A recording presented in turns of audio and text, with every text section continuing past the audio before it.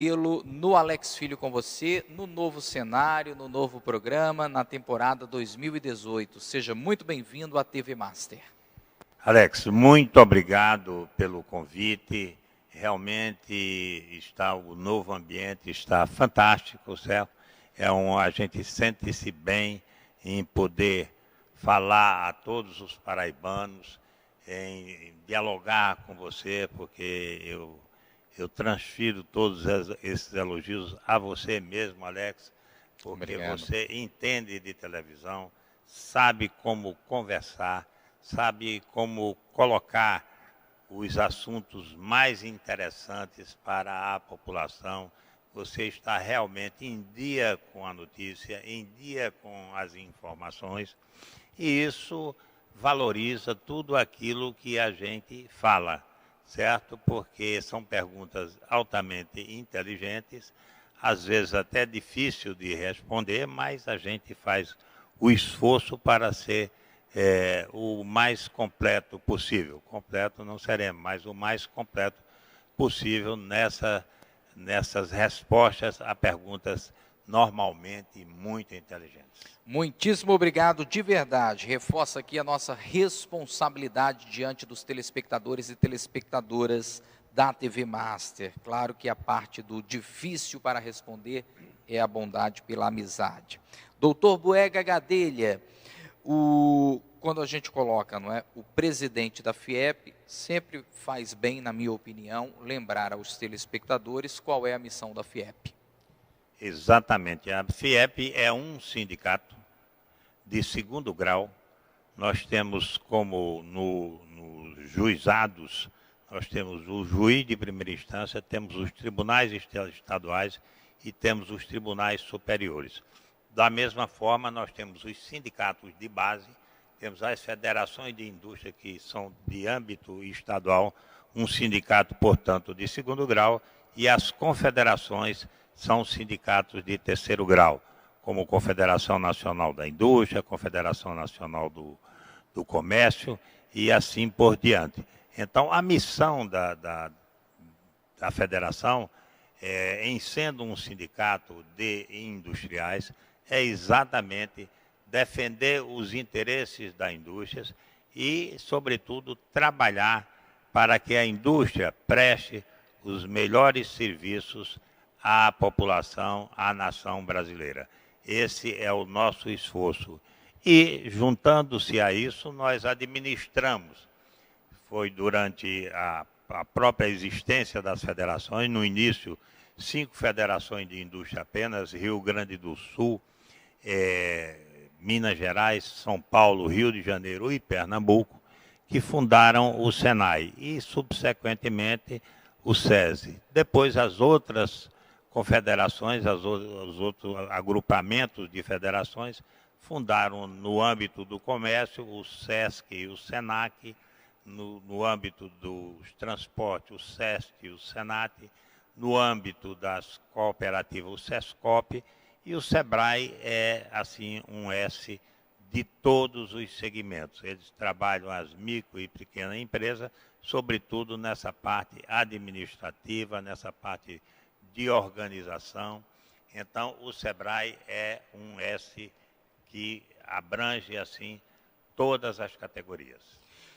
De presente para você, pare tudo que está fazendo, gente que brilha e acontece para todo o estado. O doutor Boega Gadelha conosco, no Alex Filho com você, na sua TV Master. Doutor Boega, a retomada do debate da ferrovia transnordestina.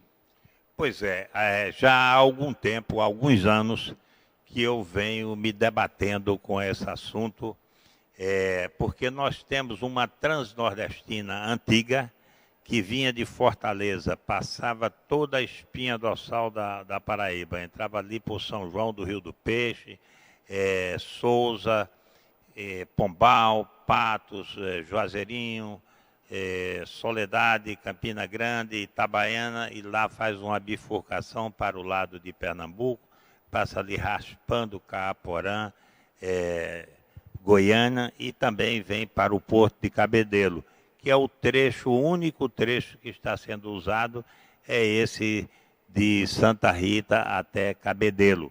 O trem que nós estamos a ver aqui sempre em João Pessoa, transportando passageiros entre essas duas cidades. E com uma parada obrigatória lá no centro da cidade, na estação rodoviária. Então, eu gostaria que essa estrada voltasse, que essa ferrovia voltasse a funcionar no seu todo. Ela foi implantada pelos ingleses, tem um traçado fantástico e já está implantada. Ela foi cedida aos concessionários.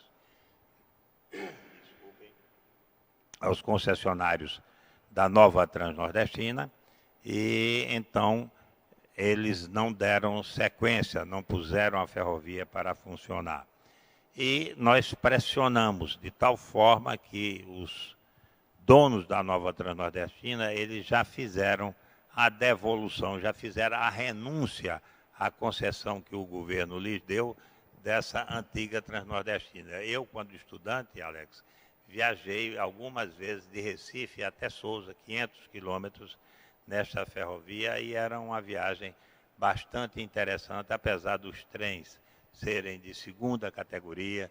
Realmente a estrada precisa de você jogar. Guerra dos combustíveis, greve dos caminhoneiros, caos no país. É uma saída para o senhor que entende profundamente de temas importantes para a economia do Brasil, do Nordeste e da Paraíba? Exatamente.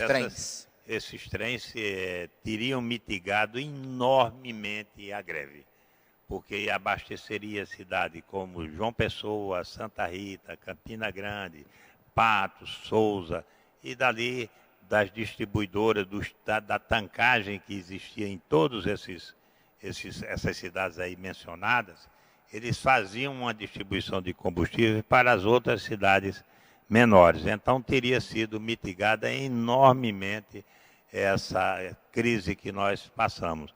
Infelizmente, o Brasil ainda, os governantes ainda não quiseram ver as ferrovias. Eles só enxergam as rodovias. Até eu sei que por pressões internacionais, nós chegamos a retirar 5.000 quilômetros de ramais de trilhos indevidamente. Esses trilhos foram retirados e vendidos no peso, que sequer pagou o trabalho de retirá-los. Dessa forma, nós somos apologistas de estrada de ferro, e eu tenho me batido sempre. Eu faço parte de um grupo de trabalho no Ministério da Integração Nacional, criado por Helder Barbalho, esse grupo de trabalho, que reúne os presidentes de federação de indústria dos diversos estados do Nordeste, mais o Banco do Nordeste, mais a Sudene e o próprio Ministério, para destravar os problemas da nossa região. Assim, nós lutamos pela transposição de águas do São Francisco. Foi uma luta insana que nós tivemos para que a água chegasse em Campina Grande e a cidade não se transformasse numa cidade fantasma.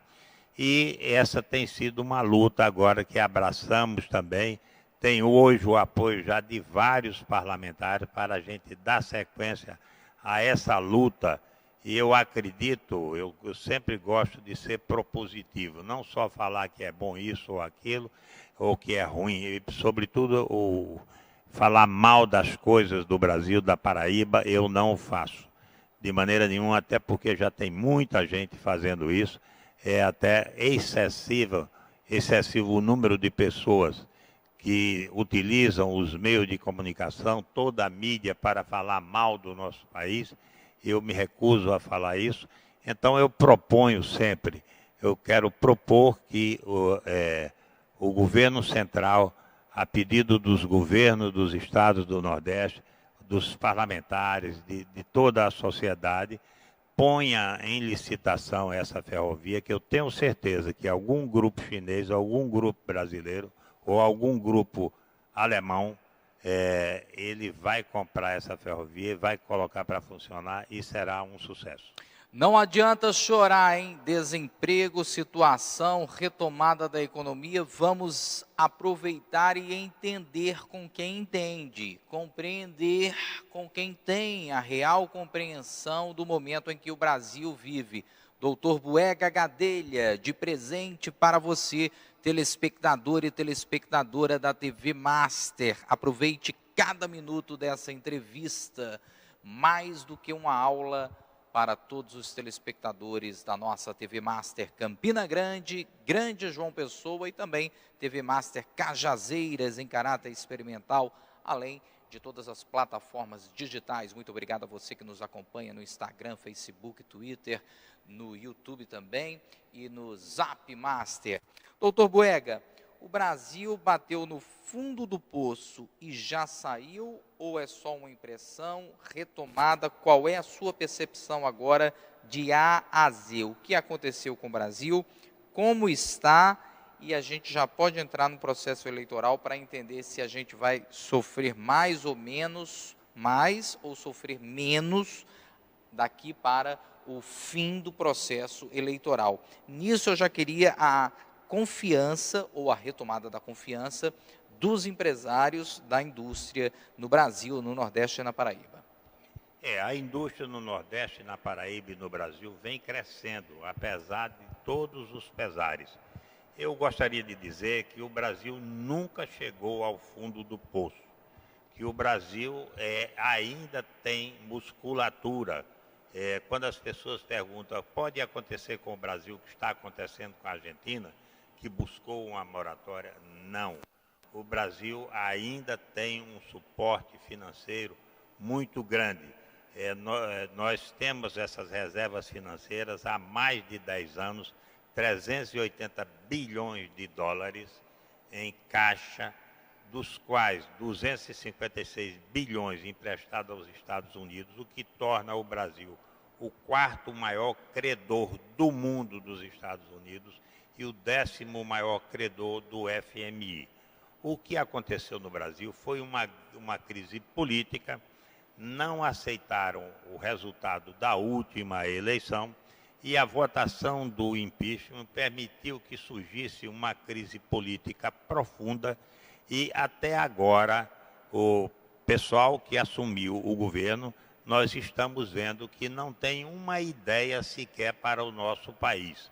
Nós só vimos o país mergulhando em crises, e desta feita nós vimos aí a crise dos caminhoneiros, porque o governo sequer soube ver realmente a importância do caminhoneiro. Ele pensava que era algo de brincadeira, algo muito distante, que não passava pelos palácios, que não influía na economia, era uma coisa de gente pequena, e o resultado é que como ele não soube fazer a avaliação, ele não soube dar a solução que teria que ser imediata, até porque no BNDES existiam, quando ele assumiu, como o Temer assumiu, existiam 600 bilhões de reais do Tesouro Nacional, porque todo o recurso do BNDES é do Tesouro Nacional.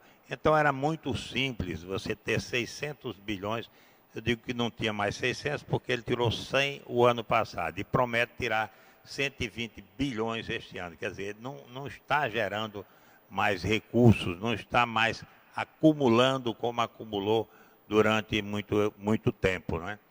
Então, o governo podia dizer, eu vou tirar esses 9 bilhões e meio e vou pagar a Petrobras. E depois ele ia fazer o ajuste financeiro que achasse conveniente, mas não fazer um diálogo de que esse dinheiro precisa tirar tanto daqui, tanto dali. As ações da Petrobras foram lá para baixo, os caminhoneiros pararam realmente o país, ele não acreditava nessa pujança dos caminhoneiros. E demorou a acreditar, não é? 1 dia, 2 dias, 3 dias, o presidente, dias, sem colocar fé no resultado prático da greve dos caminhoneiros. Ele não soube medir as causas nem as consequências, certo? Então ele teria que resolver logo a causa para que nós não tivéssemos essas consequências todas que até hoje vem rolando. certo? Ontem foi feita uma medida provisória, criando o frete mínimo, e hoje ela já foi revogada, certo? Então, ele não está sabendo fazer, mandou uma equipe que não tinha experiência prática nenhuma para negociar com os caminhoneiros, uma comissão aí liderada pelo Marum. Então, a gente vê que não era uma comissão de alto nível. E o resultado é que os caminhoneiros ficaram paralisados por muito tempo. Agora entra no problema o frete retorno, que quando ele criou o preço mínimo, o frete retorno, que é, vamos dizer, um caminhão traz produtos sofisticados lá de São Paulo para cá e vai voltar batendo, ele aceitava voltar apenas pelo óleo diesel. Então, esse frete retorno, também os produtores rurais do Centro-Oeste, de Mato Grosso, de Goiás, do Oeste Baiano, do Sul do Piauí, eles começaram a sentir que não iam ter mais competitividade com o frete pré-estabelecido, com o frete indexado para o retorno. Sob pena de multa, a pessoa tem que pagar aquele frete. E aí foi outra paralisação, os produtores de grãos, de algodão, lá do Centro-Oeste, estão sem poder mandar esse produto, e é o chamado frete retorno, que está também provocando uma tristeza, uma desolação muito grande nos industriais daqui da região, que João Pessoa, Campina Grande, recebe muito algodão do Centro-Oeste, está sem receber algodão, ameaça uma paralisação. Os grãos também, eles não têm mais onde depositar lá no Centro-Oeste. Tudo consequência de uma administração mal vivida, de quem não tem praticidade na negociação.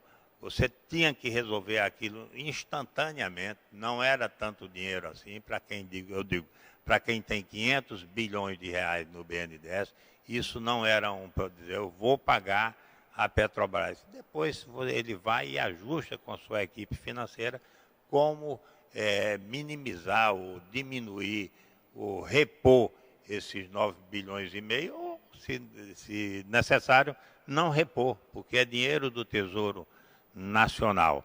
Ele não podia mexer aí nas reservas cambiais. Não é bom mexer nas reservas cambiais, porque os outros países iam entender que o Brasil foi buscar das suas reservas externas recursos para pagar uma pequena crise que aconteceu aqui. O sinal vermelho acendeu. Então, ele não precisava tirar também dessas reservas internacionais, vender títulos do Tesouro Americano, que ele tem 256 bilhões de dólares. Isso você multiplicar por quase 4, a 3,90, mas a época era 3,50, ele não precisava fazer isso, usava o recurso do próprio BNDES que ele tinha à mão, tinha naquele momento ali, e subsidiava a Petrobras para que ela também não sofresse uma crise de desvalorização das suas ações. Houve sucessivas desvalorizações, hoje mesmo as coisas estão lá embaixo, embora o dólar tenha também baixou bolsa, baixou dólar, porque o dólar nas quintas-feiras sempre tem um problema. Delfim Neto chamava isso de o lobo das quintas-feiras, porque aqueles espertalhões, especuladores de bolsas e investidores internacionais, eles valorizam o dólar na quinta-feira e na sexta eles costumam baixar para comprar mais barato, certo? Já ganhar de um dia para outro fortunas. Então, esse é o chamado lobo das quintas-feiras, que as pessoas têm que ter cuidado sempre com as quintas-feiras, que acontecem muitas novidades. Doutor Boega Gadelha conosco, a quarta revolução da Semana Industrial, Inovação Tecnológica, é isso mesmo? Exatamente. Nós estivemos com os parlamentares hoje mostrando tudo que nós estamos fazendo em termos de Revolução 4.0 na formação dos nossos alunos, no atendimento às nossas empresas, nos equipamentos que adquirimos e, sobretudo, nós mostramos a eles, os parlamentares paraibanos, a escola de fiação e tecelagem que nós estamos montando aqui em João Pessoa, junto com o CETICT, que eu diria a você, Alex, é a maior escola de fiação e tecelagem da América Latina. Então, nós estamos montando aqui em João Pessoa, é uma escola que vai ter mais de 40 teares, todos os equipamentos de ponta, equipamentos novíssimos. Nós estamos montando com o CETICT, o Centro de Tecnologia Industrial Químico e Têxtil, que tem sede no Rio de Janeiro, e transferiu essa parte de fiação e tecelagem aqui para João Pessoa.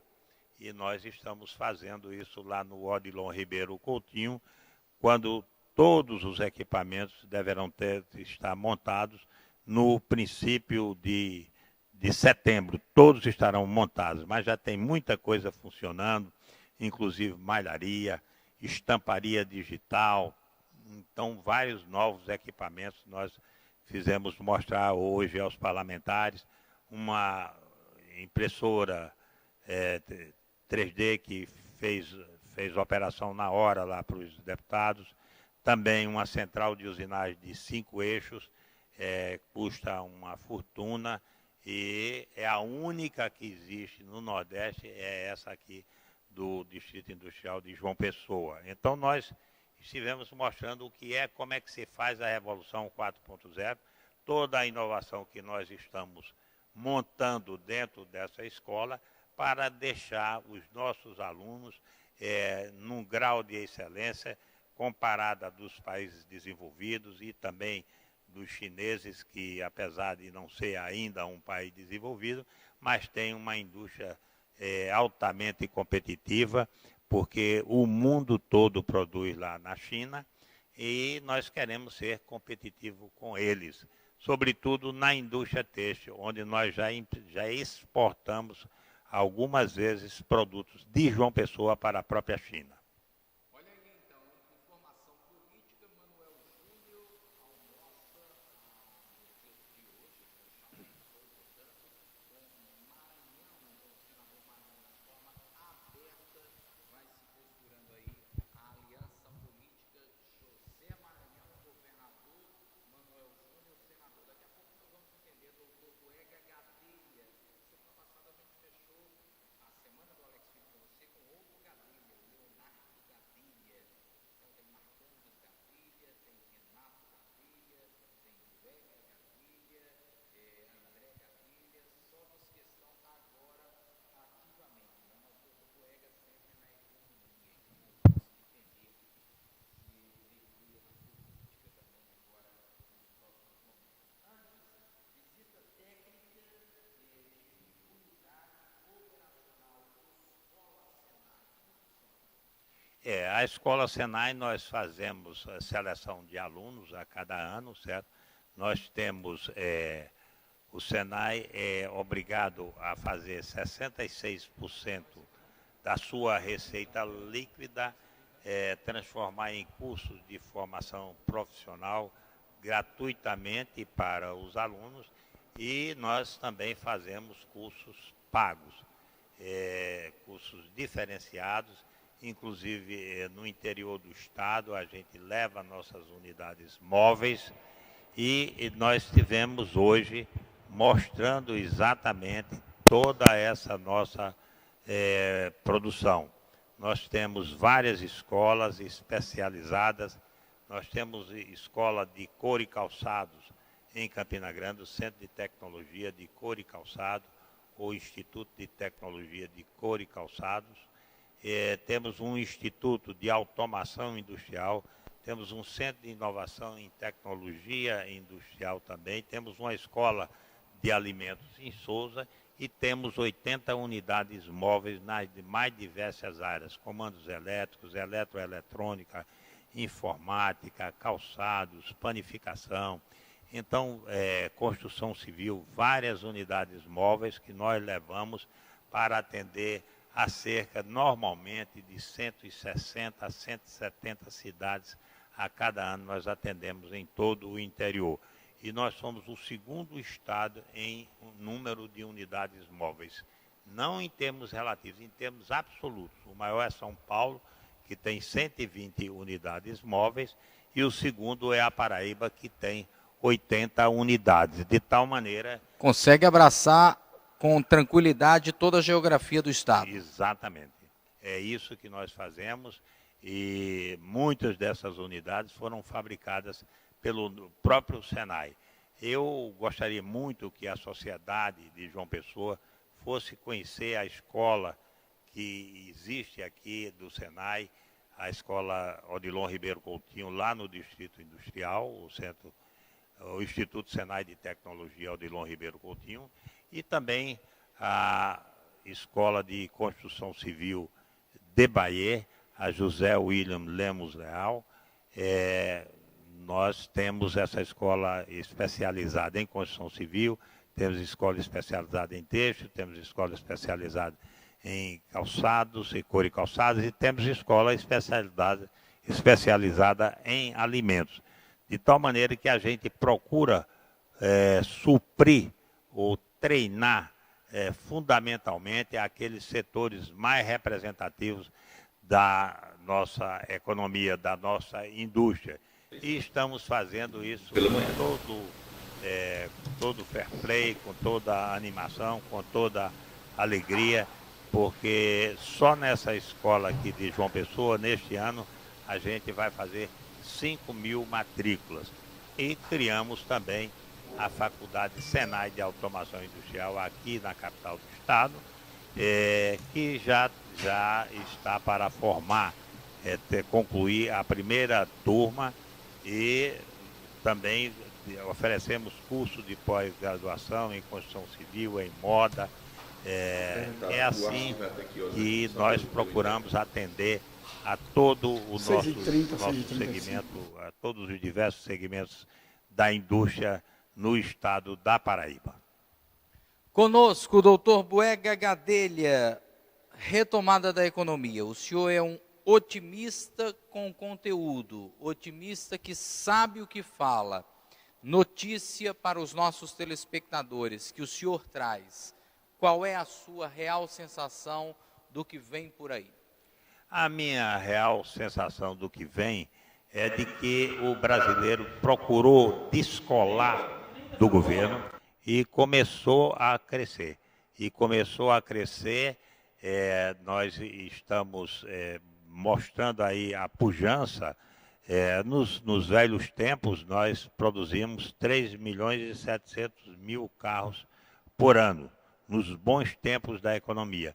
E eu acredito que nesses bons tempos agora que virão, nós estamos vivendo, assim, vamos dizer, os estertores de um governo que não se deu bem, mas a população também, aqueles que produzem, estão descolando deste governo para poder produzir. E nós vemos que o automóvel, por exemplo, ele cresceu muito. Somente nessa crise aqui dos caminhoneiros, desse mês último, é que nós tivemos um decréscimo. Mas há 10 meses que a gente crescia sem parar. Vinha só crescendo. Só crescendo. Inclusive, no último trimestre, nós produzimos 1.300.000 carros, o que demonstra que se nós multiplicássemos isso por 4, nós iríamos produzir alguma coisa como 4 milhões de automóveis ou um pouco mais.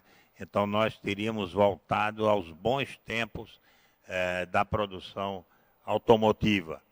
E outros setores da economia começam a dar resposta, o setor têxtil, o setor de mineração também, o setor de alimentação sobretudo, esse já tem dado respostas. Construção civil. Construção civil ainda não deu a resposta devida, a resposta necessária, porque esse é um grande motor da economia, porque ele agrega em torno de si um grande número de atividades industriais, e quando a construção civil vai bem, tudo vai bem. Nós estamos esperando, nós estamos nessa torcida. Houve um grande estoque, sobretudo aqui na Paraíba, houve um grande estoque que já começou a se esvaziar, porque existiam as construtoras tradicionais, cerca de 600 construtoras, e nós saltamos aí para quase 3.600 construtoras. Então, só aqui no Brasil? Aqui na Paraíba. Só na Paraíba? Só na Paraíba. Mais de 3.000 construtoras? Nós saltamos de 6.000 para mais de 3.000 construtoras. De 600 para mais de 3.000. De 600 para mais de 3.000. Que número impressionante. E foi impressionante. E aí gerou um estoque, porque as pessoas não sabiam, quem não era do ramo, não sabia exatamente mensurar o que ele podia produzir para ter consumo. Então, os tradicionais sabiam. Então, esses assim, mais novos, eles começaram a se afastar um pouco, e aí o estoque começou a secar. Nós acreditamos que vai haver uma retomada também na construção civil, e aí sim, aí o Brasil começa a crescer totalmente. O senhor acredita em mais emprego? Acredito em mais emprego. Acredito que mesmo com esse problema político que a gente ainda está vivenciando, nós vamos ter mais empregos até o final do ano. Doutor Buega Gadelha, candidato a senador, a governador, a vice-governador, um lado, outro lado, ou não entra nessa missão? Não entro nessa missão, não entro, e até já fiz uma blindagem, certo? Eu teria que isso eu quero dizer a todas as pessoas, porque às vezes as pessoas me perguntam constantemente, e às vezes até uns olham com um jeito atravessado, né? Eu, para ser candidato, eu tinha que me afastar da Federação das Indústrias, do SESI e do SENAI. Então, eu não me afastei. Então, estou impedido de ser candidato. Aí teria um tempo mínimo também? Também tem um tempo mínimo. De desincompatibilização. De desincompatibilização que teria Seria esse mesmo 7 de abril de todos? Não, seria agora no final do mês passado. Já passou e o senhor continuou na missão? Continuei na missão. Então, eu estou impedido... Então, está mergulhado nessa missão da FIEP e está impedido de se candidatar? De ser candidato, certo? Alguns deputados, alguns senadores ficavam assim com um jeito desagradável, às vezes até, e eu quero avisar para a gente voltar à boa paz, a uma convivência bem pacífica e, sobretudo, a gente poder defender juntos o Estado da Paraíba. Eu não posso ser candidato, eu estou impedido de ser candidato porque eu não me desincompatibilizei. Eu teria que sair até o final do mês passado e não saí. Todos os que são candidatos lá na Confederação Nacional da Indústria, o de Pernambuco, o do Paraná, o presidente do Paraná, que são candidatos do Piauí, todos eles já deixaram a administração do SES, do para disputar. Para disputar eleições, e eu não o fiz. Bom, infelizmente, pela política que precisa de gente de qualidade e gente honesta, não basta só ser honesto e não saber o que fazer. Doutor Buega daria um show, né, na política. Mas, felizmente, pela missão que tem o doutor Buega como presidente da FIEP, é de verdade alguém destacado pelo saber, de verdade, no dia a dia. É muito complexo esse dia a dia que o doutor Buega tem, porque tem a ver com, ainda que você entenda ou não, a vida dos 4 milhões de paraibanos e paraibanas, porque tem a ver com a economia, tudo gira em torno da economia. FIEP quer dizer isso na prática, me permita, assim, de alguma forma, simplificar uma missão plural e complexa. Em câmera aberta esteve conosco o presidente da FIEP, sempre que está é uma honra, e eu digo dessa forma, não é? Eu não posso dizer todos os dias, é evidente. Um presente para o telespectador e a telespectadora da TV Master, porque entende do que está falando. Doutor Boega Gadelha, muitíssimo obrigado, parabéns sempre e seja sempre bem-vindo, por favor, à nossa TV Master. Muito obrigado a você, Alex, muito obrigado aos telespectadores que ouviram falar assim, eu acho que quase por uma meia hora. Isso me dá muita alegria poder conversar com vocês e transmitir aquilo que a gente aprende no dia a dia e quer também conviver com os paraibanos, buscar o apoio para a gente realizar uma grande missão para que a Paraíba siga os caminhos da sua verdadeira destinação, que é o crescimento, aproveitando, sobretudo, as suas competências e a cultura que tem o nosso Estado. Doutor Boega Gadelha, ao vivo conosco, eu interagindo aqui, tentando interagir, porque muita gente mesmo celebrando a presença do doutor Boega Gadelha. Claro que as pessoas gostam da política, dos outros temas, mas esse é um tema que hoje as pessoas sentem mais ainda ligação com ele, porque quando tudo vai bem, às vezes as pessoas não param para entender e estudar um pouco mais. Quando tudo vai mal, e eu não estou dizendo que tudo vai mal, graças a Deus, como o senhor disse, não vai, não é verdade, mas quando existem desafios que a nação brasileira está enfrentando nesse momento, não é? Aí as pessoas param para prestar atenção com muito mais ênfase em quem tem as soluções dos temas, quem aponta os caminhos para as soluções dos temas e quem entende desses temas, que aí, me permita também simplificar, tem a ver direto com o bolso do brasileiro e da brasileira, com o bolso do trabalhador e da trabalhadora. Ou seja, no caso aí, o empresário, a empresária, que chega na ponta final. Muito obrigado de verdade. Estamos indo embora, prometendo voltar segunda, se Deus assim nos permitir, com Gente que Brilha, acontece para todo o estado, como o doutor Boega Gadelha e você, que juntos estiveram a bordo do jeito diferente de fazer televisão. Alex Filho com você. Um excelente final de semana, sabadaço, domingaço, em paz, em família, com saúde, é o que eu desejo para você, depois desses 40 minutos aqui, de muito conteúdo para você começar a próxima semana, se Deus quiser, com mais conteúdo na sua bagagem, tá certo? Deus abençoe você, Deus abençoe a Paraíba. Tchau!